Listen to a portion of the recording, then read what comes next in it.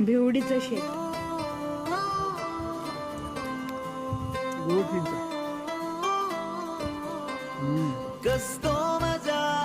हे ड्रॅगन फ्रूटचं झाड. रम्मैलो काली ओढाली कस्तो मजा लैलैमा रम्मै